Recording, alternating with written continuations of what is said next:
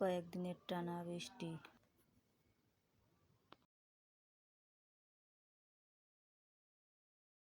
বৃষ্টিতে নেট বিদ্যুৎ সবই বন্ধ ছিল, এই জন্য কোনো ভিডিও ছাড়তে পারিনি। তো কার কার বৃষ্টির দিনে খিচুড়ি পছন্দ এবং খিচুড়ির সঙ্গে অনেক রকমের ভর্তা পছন্দ আমাকে কমেন্ট করে জানাবেন। আজ আমি খিচুড়ি রান্না করেছি এবং তার সঙ্গে অনেক আইটেমের ভর্তা বানাবো। কাঁঠালের বীজ ভর্তা, তারপর গোস্তর ভর্তা, সব কিছু আমি এখন এক এক করে ভেজে নেব। এখানে কাচকি শুটকি মাছ নিয়েছি, এটাও ভেজে নেব। সব কিছু ভর্তা করে তারপর খেতে বসবো। খিদে কিন্তু পেট চৌচো করছে। আমি আর আমার মেয়ে শুধু ছটফট করছি কখন ভর্তা বানানো হবে আর কখন খাবো। তো সব কিছু আমি এক এক করে এখন ভেজে নেব। গোস্ত এবং পেঁয়াজ, মরিচ, রসুন একসঙ্গে কড়াইতে দিয়ে দিলাম। একটু লবণ, একটু হলুদ, একটু ধনিয়ার গুঁড়া আর একটু আদা কুচি দিয়ে তেল দিয়ে একটু নেড়ে চেড়ে সিদ্ধ করে নেব পানি দিয়ে পরিমাণ মতো।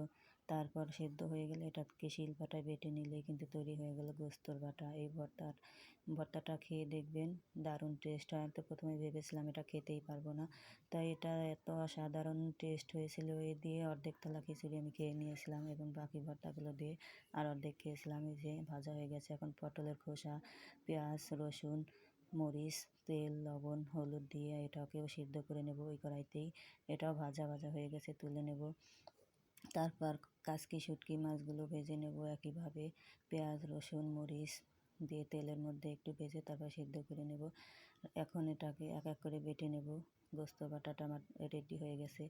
সবাই এরকম বৃষ্টির দিনে খিচুড়ি এবং অনেক আইটেমের ভর্তা বানিয়ে খেয়ে দেখবেন, নিজের কাছে খুবই ভালো লাগে। খাওয়াটাও খুবই তৃপ্তি করে খাওয়া যায়। এখানে কাঁঠালের বীজগুলো আমি বেটে নিতেছি।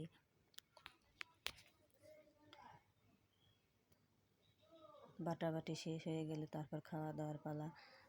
খুবই খিদে পেয়েছে। এখানে কাঁঠালের বীজ ভর্তাটাও হয়ে গেছে। এখন মাছটা বেটে নেব। আরও কিছু ভর্তা বানাবো, সেগুলো হাতে মেখে ভর্তা করব। আমাদের বাড়িতে তো বৃষ্টি হলেই খিচুড়ি খাওয়ার ধুম পড়ে যায়। সবাই খুবই খিচুড়ি পছন্দ করে। যে কোনো ভর্তা বা ভাজা মাছ, ডিম ভাজা যে কোনো কিছু দিয়েই খিচুড়ি খেতে খুবই পছন্দ করে। এখন পটলের খোসাগুলো বেটে তুলে নেব। এটাও বাটা হয়ে গেছে। এখন হাতে মেখে নেব। পেঁয়াজ, মরিচ এবং রসুন তেলে ভেজে নিয়েছিলাম, এগুলো দিয়ে কাঁঠালের বীজ ভর্তা করব। 4 রকমের ভর্তা করব, এই জন্য মরিচ ভর্তাটাকে 4 ভাগে ভাগ করেছি। আলু ভর্তা করব, তারপর পটল ভর্তা করব আর মসুরির ডাল ভর্তা করব।